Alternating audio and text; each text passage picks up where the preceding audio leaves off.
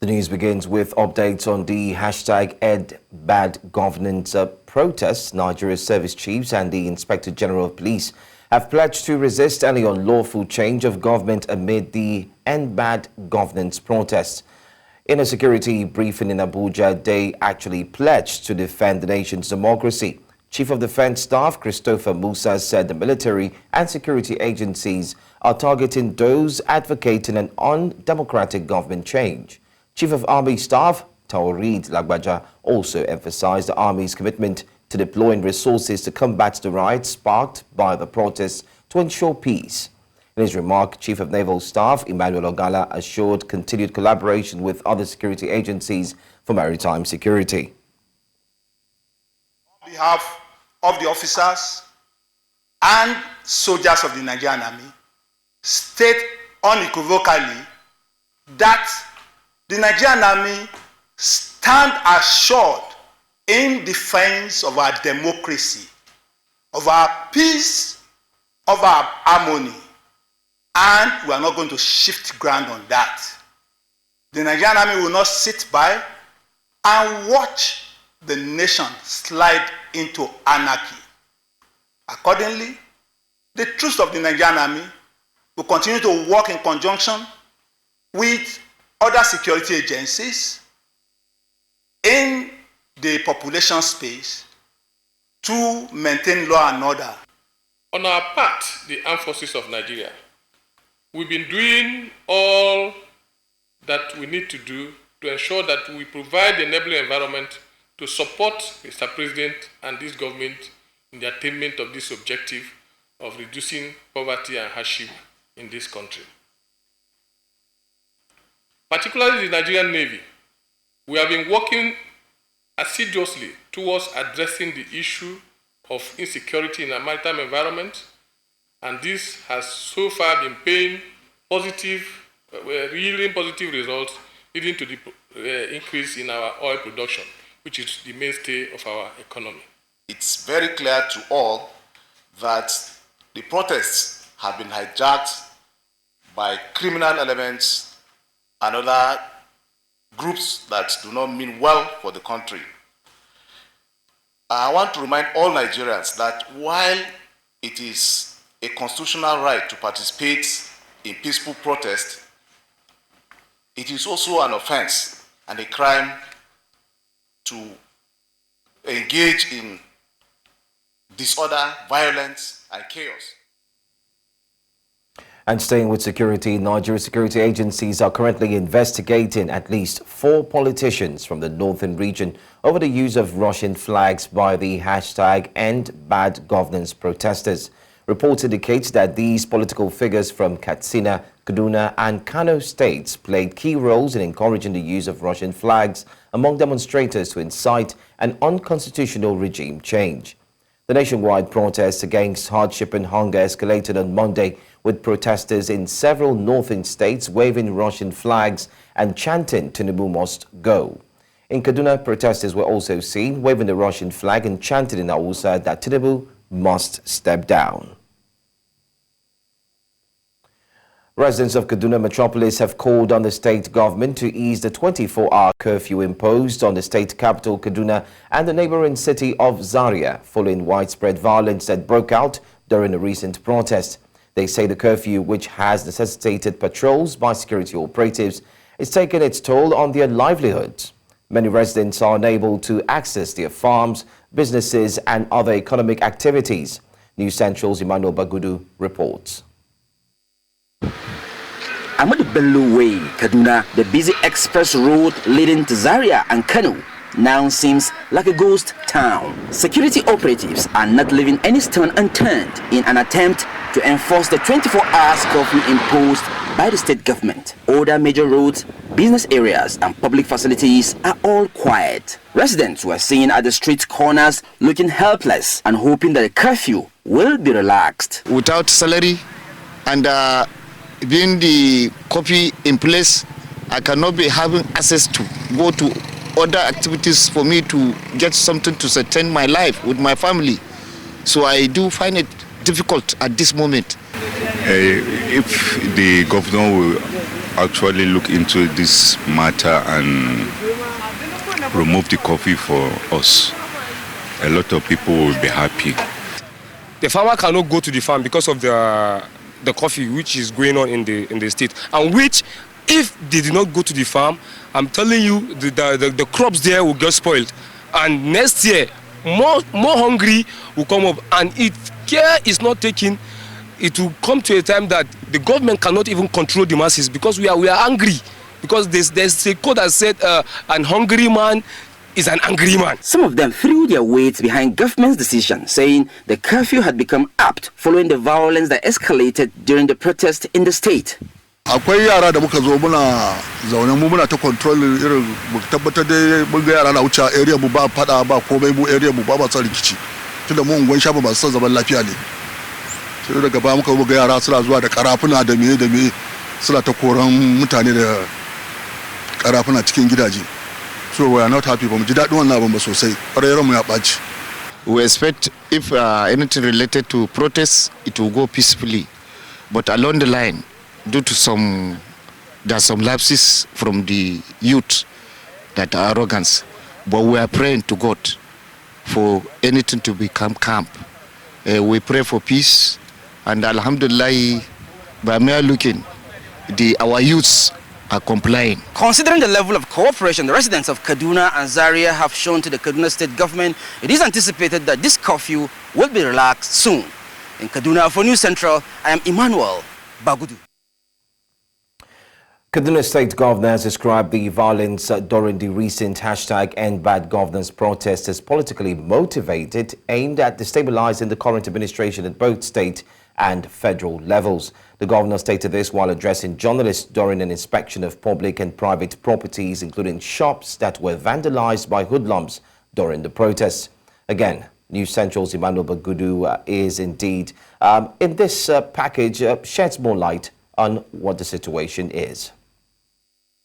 This is the aftermath of the destruction by hoodlums who infiltrated the recent #EndBadGovernance protest in the Kaduna metropolis. The hoodlums vandalized government and private offices and looted shops in Kaduna and Zaria metropolis, the Kaduna Investment Promotion Agency, the Kaduna Traffic Law Enforcement Agency in both Zaria and Kaduna, and also new banks. Accompanied by top heads of security agencies and a Deputy Inspector General of Police, the Governor Ubasani inspected the branch of one of the vandalized banks at Tudunwada in the Kaduna South local government area. Today the central market is closed. All our markets in Kaduna are closed. Businesses that are owned by the downtrodden, the middle class, are closed. If you go to Zaria, the same thing is happening. So a lot of innocent people who are even struggling are losing a lot. He described the violent protests as politically motivated and aimed at destabilizing the present administration. When you see young children between the ages of even 9, 10, 11, and even 14, now raising the flag of another country, you will agree with me that it's well sponsored, designed by some elements who are calling for anarchy in our own country.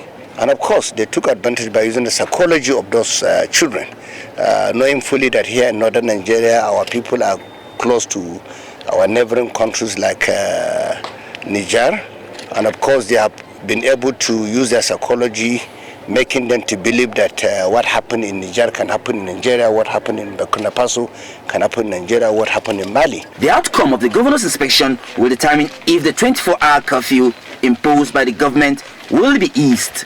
In Kaduna State, for News Central, I am Emmanuel Bagudu. Well, earlier on Tuesday, our correspondent Bernard Akede was harassed by suspected thugs at Ojota while giving a live situation report at the Ojota protest ground in Lagos State.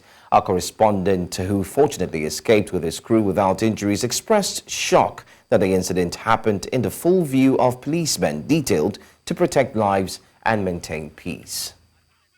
Away from that area, and we had to record from several kilometers away from that particular area. So, the police had to explain to us after we questioned them They spoke to us after we explained to them that we should not be there.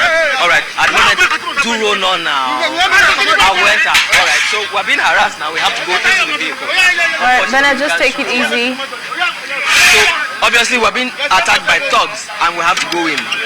Yeah, that's fine. You can just get settled in. Bernard, please stay safe.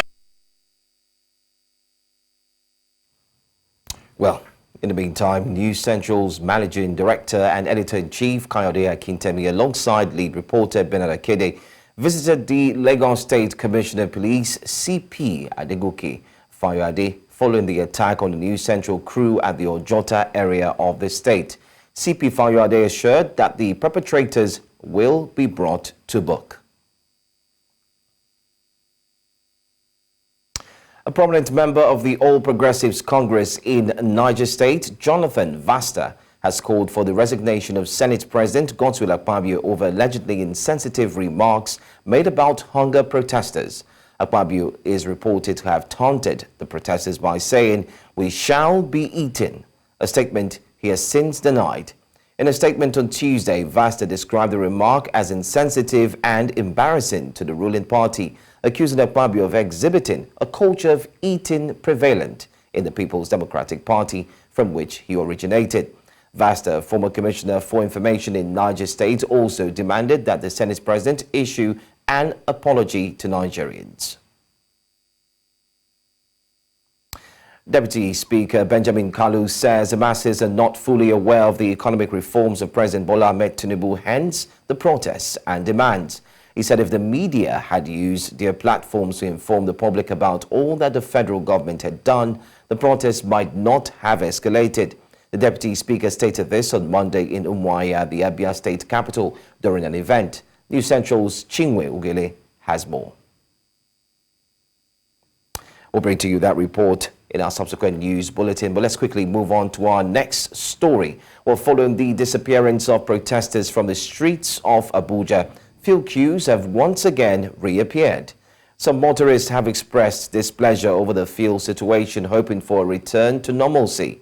Our correspondent Joshua Imarai brings us this report.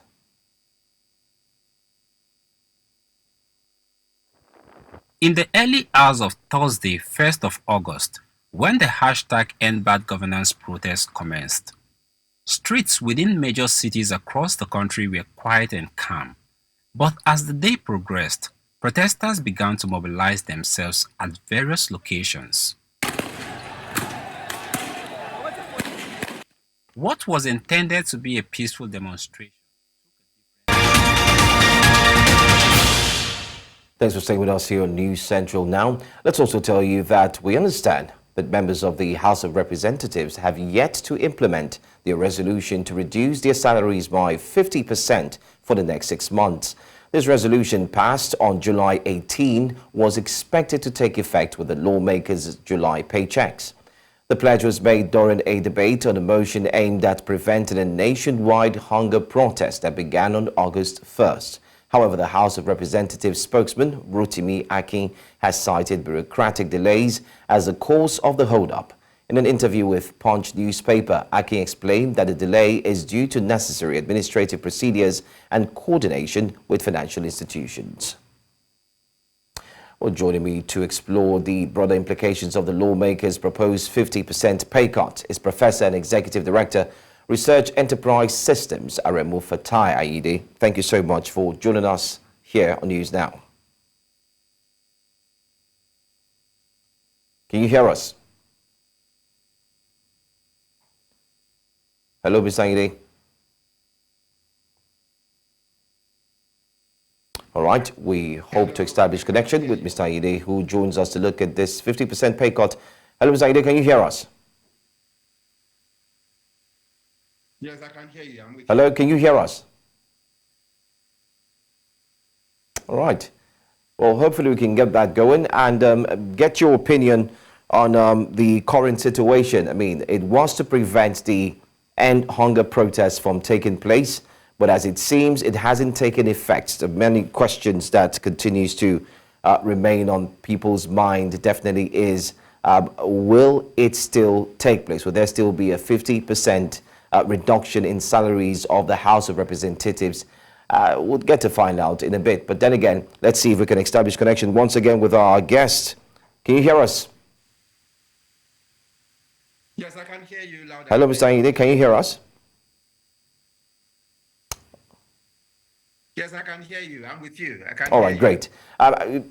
In your opinion, do you think the House of Representatives' decision taken earlier to reduce their salaries by 50% is actually significant in the context of the current state or the current economic situation?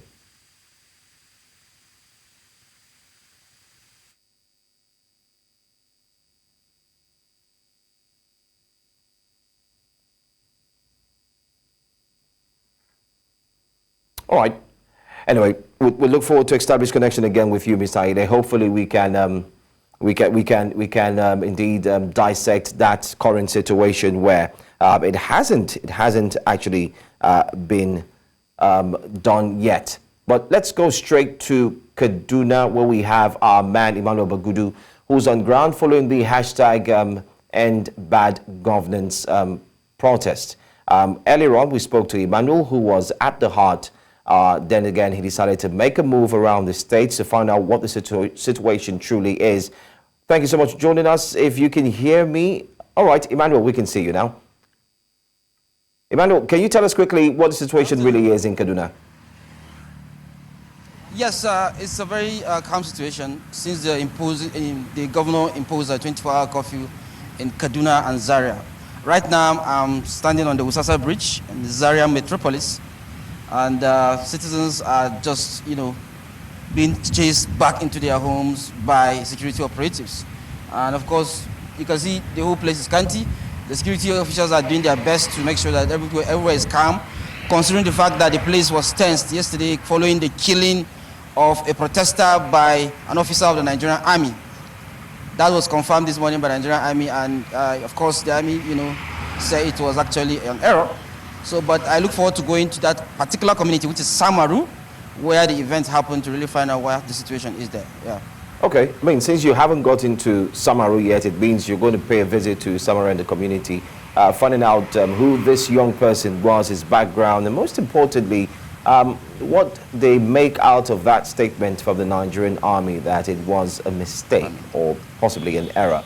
But from where you're standing, can you sense any form of relaxation, or is a tense situation? Can we say it's actually a down? Everybody is relaxed, calm has returned, normalcy has returned, even though we know that there is indeed a curfew.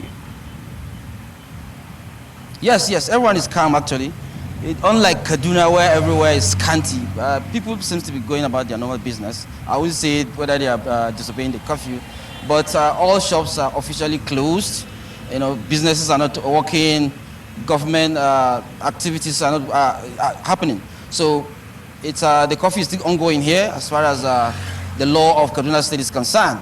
So this is Usasa Bridge, just before PZ. We proceeding to Samaru to actually find out how that particular place is doing. So, but for now, everywhere is calm here. Yeah. All right.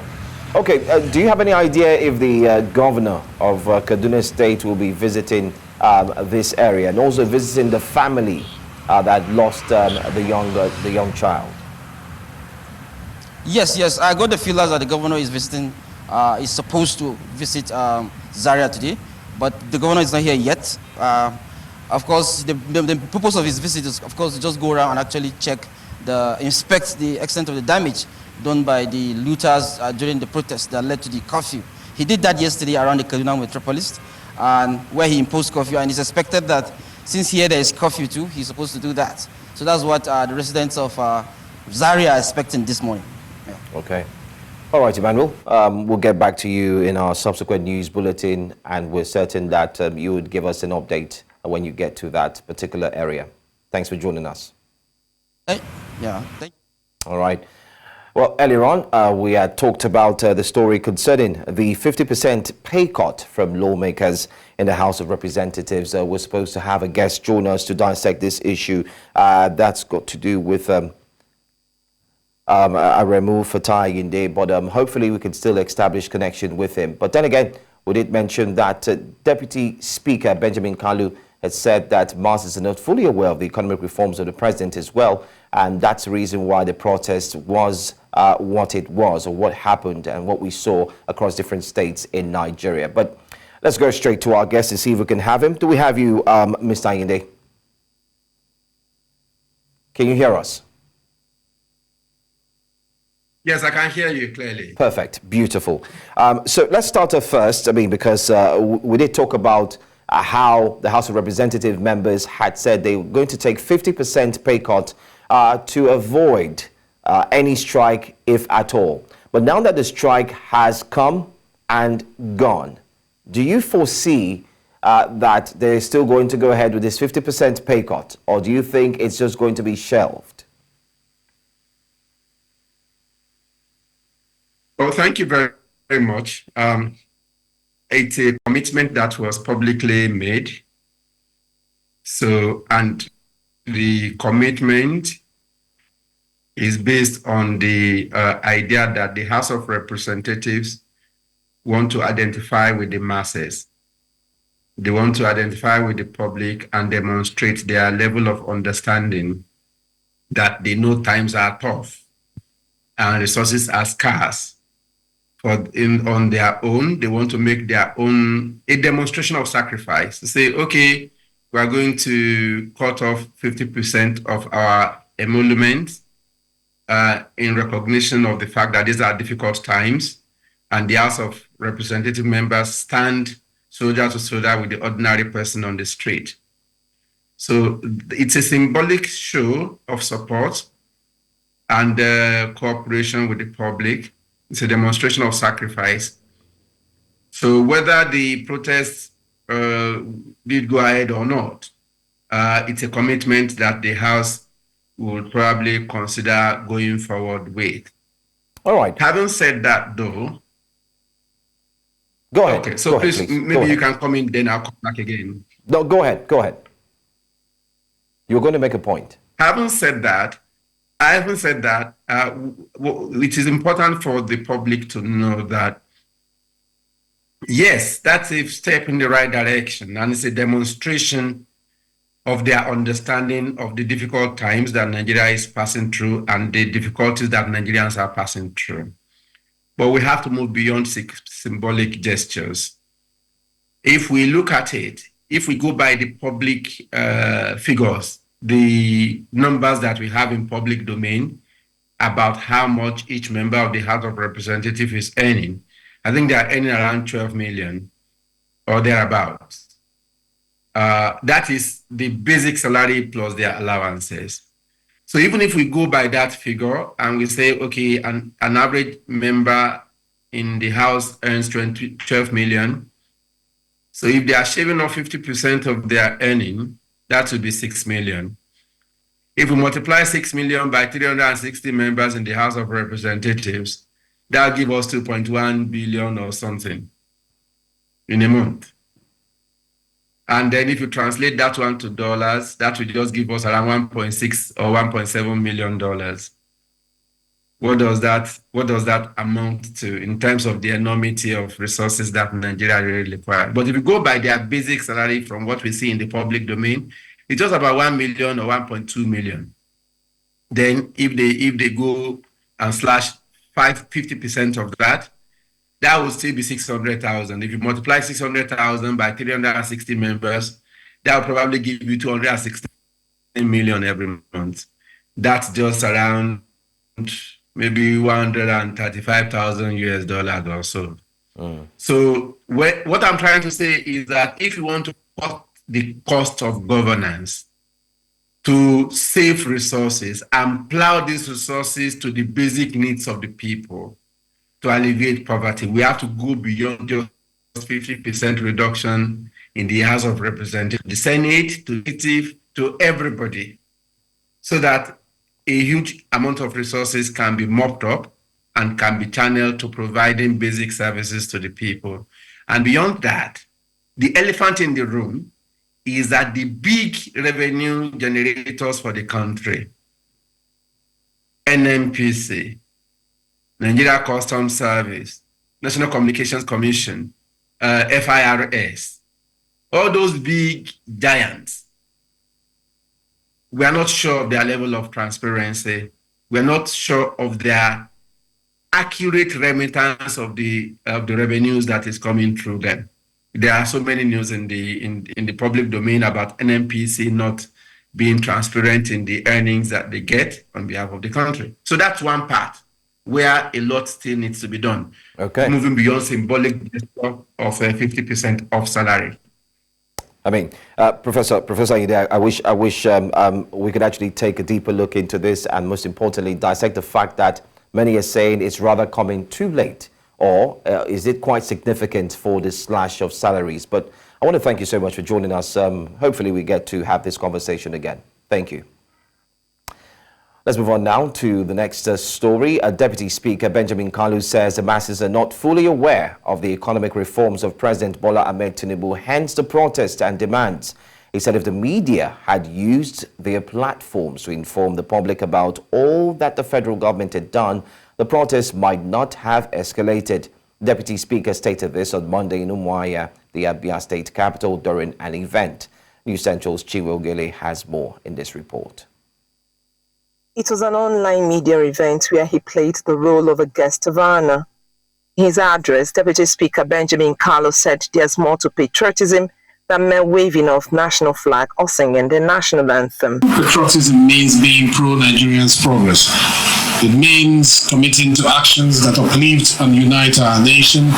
He said the media ought to use their platforms to inform the populace about the government's reforms to keep them abreast of events. The well-informed populace is better equipped to engage in constructive dialogue and collaborations with the government, fostering a more harmonious and progressive society. However, a public affairs analyst and former commissioner for information in Abia State, Ralph Ebu, says it is not the job of the media to speak for the government. It is not the responsibility of the media to become the spokes-organ for any government at any level. That is not our responsibility. Our responsibility is to reflect the events, either as they happen or in terms of recollections. According to the Deputy Speaker, the issues of misconception and falsehood will also be avoided with adequate information through the media. Highlighting the effort of the government to meet citizens' needs can reduce misconceptions as well as fake news in these days of protests. If our people are well educated about the government's efforts, the tempo of the protests will be doused by knowledge. It was said the media, on the other hand, is the only reason the nation is still together. And I think the media has been excellent. If not for the media, we won't have Nigeria. So media is not responsible for anybody's omissions or commissions. It is you. You should have your spokespersons, you should have your agencies that should be out in the field to magnify whatever you think you are doing. Also, a former member of the House of Representatives and member of the Northeast Development Commission, Sam Onibo, has assured Nigerians that the nation's economy will heal before the end of the year.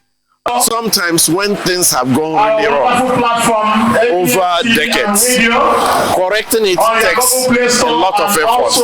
So this government, if you go and check what Mr. President said in his speech, you would find that for us to move from servicing debt with 97% of our revenue to 68% within a period of 1 year, that's a massive achievement.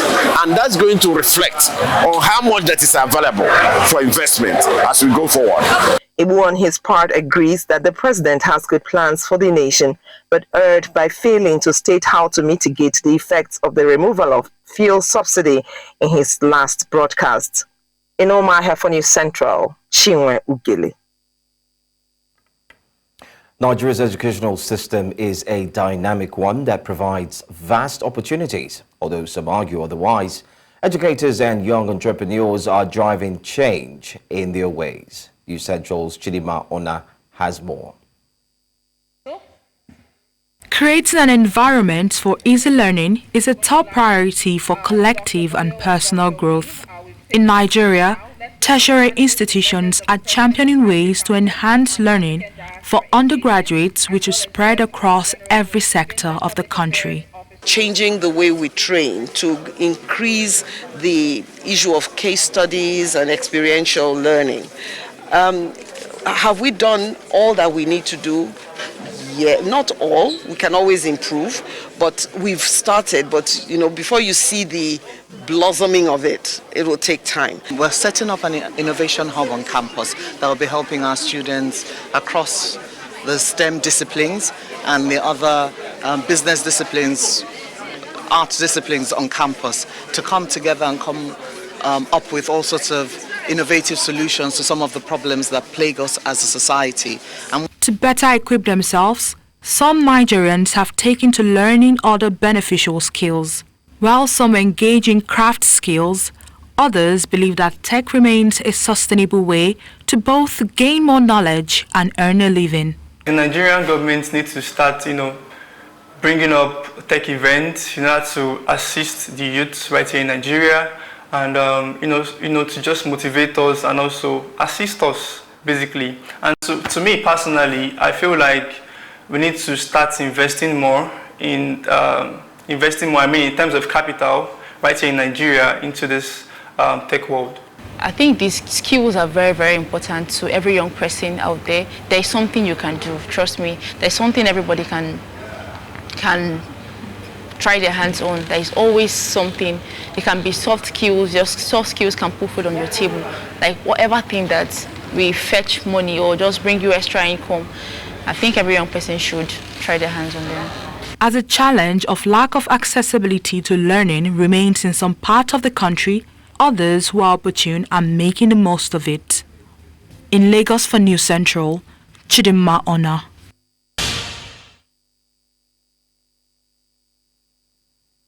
The news continues in East Africa, where heavy rains have triggered building collapses in Sudan's River Nile state, resulting in the deaths of 17 people in a small town located approximately 400 kilometers north of Khartoum.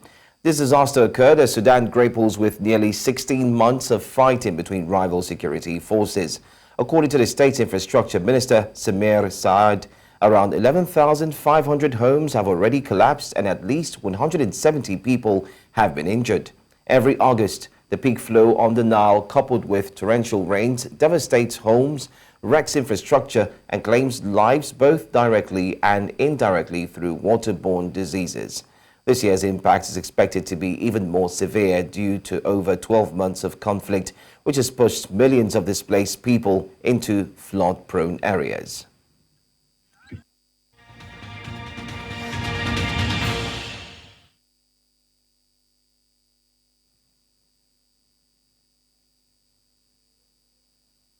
Rescue operations are underway following a partial collapse of a hotel in Krov, a small town located on the Mosel River in Germany's renowned wine-growing region.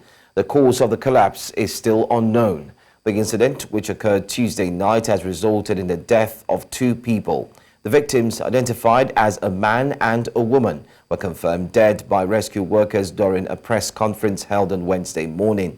Emergency teams have successfully rescued 4 people from the wreckage, including a 2-year-old child and the parents, despite the challenging conditions. However, 3 individuals remain trapped and are feared to be seriously injured.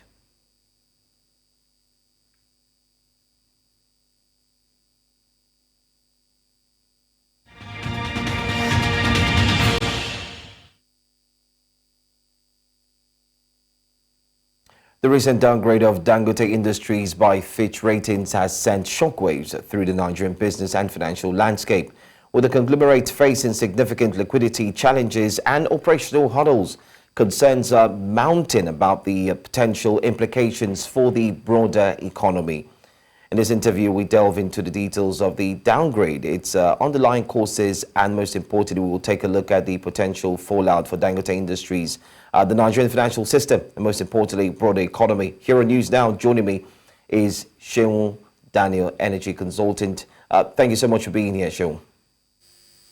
Good afternoon. It's a pleasure to be here. All right. What's your interpretation of the recent downgrade of Dangote Industries by Fitch? Did you, by chance, see this coming? So clearly, the fact that the Nigerian government through NNPC pulled out from their commitment to the Dangote refinery projects, would definitely have caused some of this, because it was a significant commitment that was supposed to add to the liquidity that they have presently. So it was difficult to see, but of course, we will all know that this kind of information is usually not in the public domain in terms of how they raise their capital. But it's inevitable, especially with the current challenges that we have in the country. The huge losses that Dangote as a company, as a group, has actually lost due to the Naira depreciation. It was coming. It was definitely coming. Because the Dangote as a group, they lost a lot of money, FX due to the devaluation of the Naira, or the floating of the Naira, so to say. Wow. Yeah, it was coming. A lot of companies have been reporting huge losses due to the FX volatility. All right. I mean, we did see some of the companies like the likes of MTN and so on. But then again, what's the implication of this, especially on the group, and how might this affect investor confidence? So, I mean, when these ratings are reduced, there's usually that psychological impact that comes with, that comes for the group, for the country, and for investors, So it reduces investor confidence, and not just for the company, for the country as a whole. So, because a lot of people will definitely do, their investors will look into the country and see what would have been the underlying issues. I mean, of course, a company as big as Dangote that has embarked on a very huge project such as that refinery project, and they're currently losing their ratings, which I mean, evidently, credit rating just definitely means that they will have less access to credit in terms of being able to get lending from other companies outside the country. And or even if they'll be getting at higher rates because it's perceived at higher risk. So overall, it affects Nigeria. It has a ripple effect on our economy. Investors will become more cautious about investing in Nigeria, looking that a company like Dangote will definitely be going through these kind of challenges. And other businesses definitely would face a lot of issues, with higher cost of borrowing from the international market. And we also let know that... All right, go on. I mean, Joe, let me just quickly come in here. Does this point to the inability, most importantly, looking at the fact that the federal government has been trying to address the problem of volatility in the forex market? With what we see here, does it point that there is a very, very strong resistance and an incapability of the federal government being able to do so? So the issues have been, I think they're not simple, but I believe that they are very straightforward in terms of, so for instance, most of our products, right, even in the manufacturing, in the context of manufacturing, context of, building a refinery, most of all the products are imported into the country. So definitely they have to, the capital is needed in FX, in dollars. However, Dangote, the cement, sugar, most of the other services, products and services that they sell locally are sold in Naira. So when there is all that huge discrepancy between getting Naira and dollar, the companies lose a significant amount of money. So the government, should have put a lot of all of these things into consideration. That's why, some experts have recommended a managed peg, as opposed to just completely floating the Naira and expecting, market forces to determine. These are the kind of situations that we would experience. And then how long can we actually hold? How many businesses will stay true to these kind of challenges? Because it's difficult selling products in Naira and having to then buy the raw materials with dollars. And the truth is that with the low purchasing power of Nigerians cannot afford to pay the real price if they were to, factor in all those things. All right. But so, the government needs to come in. But don't you think that this rating is coming a bit too early? I don't think so. The project, the thing is, the good news is it's not all gloom and doom. The good thing is that the refinery is already coming on stream. Things are already happening. So there's the high possibility that when the Dangote refinery starts selling, refined products to the market, their liquidity position would increase. And then these ratings can always, go back. But the way that the ratings happen is, they they actually do them over time. And this kind of rating that has been done is basically just their ability for the short term, for them to be able to meet up with their short-term financial obligations. Meaning there's a possibility that, of course, the Dangote group has gone back, to speak with their investors or their lenders to renegotiate terms of their current positions or current debts. So those kind of things shows that, well, in the short term they might not be able to meet up, which means so it's not too early. It's done. It's a kind of like a routine thing that is done. Fitch basically, it's just a concern that they are expressing. So their rating starts from, I think, like AAA all the way down to D, and the rating for Dangote has gone down to B+. So they definitely were probably like their rating before was AA, which was almost like the highest rating you could ever get, and then down to B+. That's why it sounds like but they're still in very good standing. All right, thank you, Seun Dania, energy consultant, for joining us here on News Now and helping us to see reasons why the Fitch ratings are very, very important and a huge concern. Thanks for joining us. Thank you for having me. Taking a look at sports, Tobias Musa began her quest for a podium finish in the 100 meters women hurdles event by winning her heat in a time of 12.49 seconds and qualifying for the semi-finals. Musa, who is the current world record holder, was quicker than USA's Alicia Johnson in second with 12.61 seconds and Janique Brown in 12.84 seconds in Heat 1. The time means Musa finishes as the second overall fastest qualifier behind defending Olympic champion Puerto Rico Jasmine Camacho Queen. Nigeria is set to win a medal at this year's Olympics. The women's 100 meters hurdle semi-final is billed for Friday, the 9th of August 2024. At least something for us to cheer. Well, that's all we have for you for this hour, but let's bring you a reminder of our top stories for this hour. Service Chiefs, Inspector General of Police have pledged to defend Nigeria's democracy. House of Representatives members face setback in salary reduction process. And we also told you about heavy rains killing 17, injuring 170 in north of Khartoum in Sudan. You can be part of the news by sending in your eyewitness reports to the WhatsApp number on the screen. You can follow us on all socials. We are at News Central TV, and you can watch us live 24 hours a day, 7 days a week on DSTV, channel 422, Star Times, channel 274, YouTube, Avo TV, and the likes. I'm Joe Hanson. Thank you for watching.